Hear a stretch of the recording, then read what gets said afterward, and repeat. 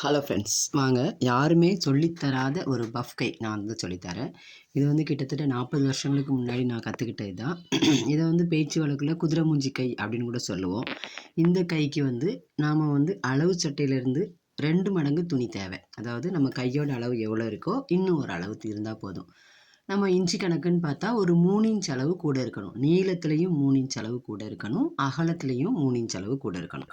இந்த கை நம்ம தச்சு போட்டோம் அப்படின்னு சொன்னால் குதிரையோட முகம் மாதிரியே கீழே ஒல்லியாகவும் மேல் பகுதி கொஞ்சம் புஷ்ஷுன்னு இருக்கும். அதுதான் இந்த மாடல்.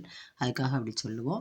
இந்த மாதிரி கீழேயும் 3 இன்ச்சு அதிகமாக வச்சு அகலத்துலேயும் 3 இன்ச்சு அதிகமாக வச்சு இப்படி நல்ல இந்த சைடு வளைச்சி கட் பண்ணணும்.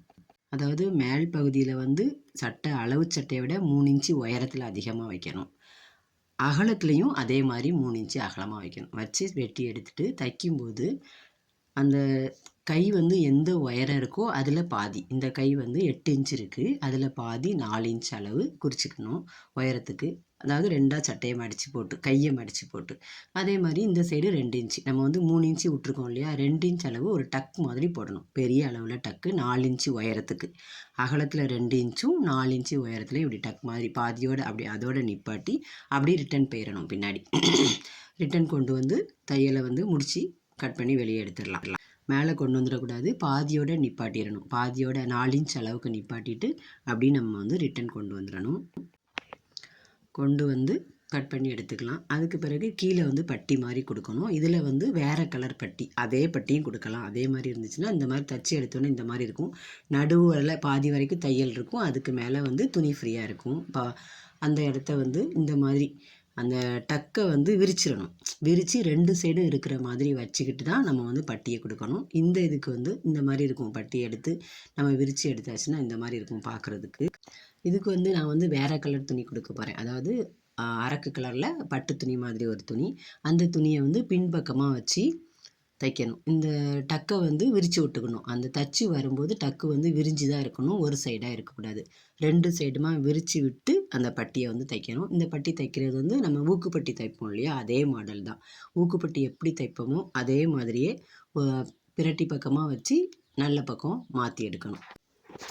இந்த மாதிரி தச்சு எடுத்துகிட்டு இந்த பக்கம் ஒரு சைடு மடித்து தைச்சிக்கலாம். நான் மடித்து தைக்கலை. நம்ம புதுசாக தைக்கிறவங்களா இருந்தால் ஒரு சைடு மடித்து தைச்சிக்கிட்டு திரும்ப அதை மடித்து தைக்கலாம். இந்த மாதிரி வச்சு நெட்டுக்கு ஒரு அடி போட்டுறேன். இப்படி தைச்சாச்சுன்னா பட்டி ரெடி ஆயிரும். பட்டி ரெடியானதுக்கு பிறகு மேலே பஃப் சுருக்கு வைக்கணும்.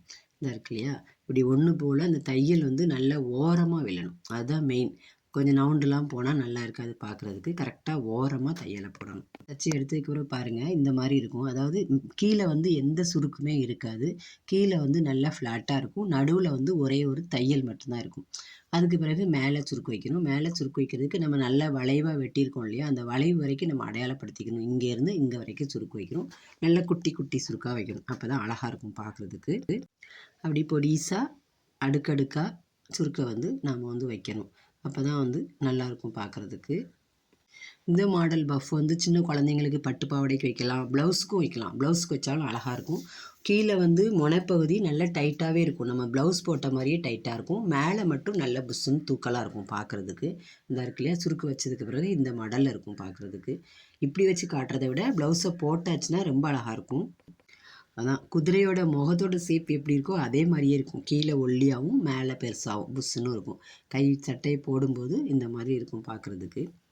இந்த மாடல் வேறு யாருக்காவது தெரியுமா? இந்த மாடல் இது வரைக்கும் யூடியூப்பில் நான் பார்த்த அளவில் இந்த மாடலில் யாருமே பஃப் போட்ட மாதிரி நான் கவனிக்கலை. இந்த மாடல் யாருக்காவது தெரியும்னா கமெண்ட்டில் சொல்லுங்கள். வீடியோ பிடிச்சா ஷேர் பண்ணுங்கள், லைக் பண்ணுங்கள், கமெண்ட் பண்ணுங்கள், மறக்காமல் சப்ஸ்கிரைப் பண்ணுங்கள். சட்டை போட்டாச்சுன்னா இந்த மாதிரி இருக்கும் பார்க்குறதுக்கு. மேலே நல்லா விரிஞ்சு கீழே நல்லா ஒடுக்கமாக வரும். குழந்தைங்களுக்கும் ரொம்ப அழகாக இருக்கும் பார்க்குறதுக்கு.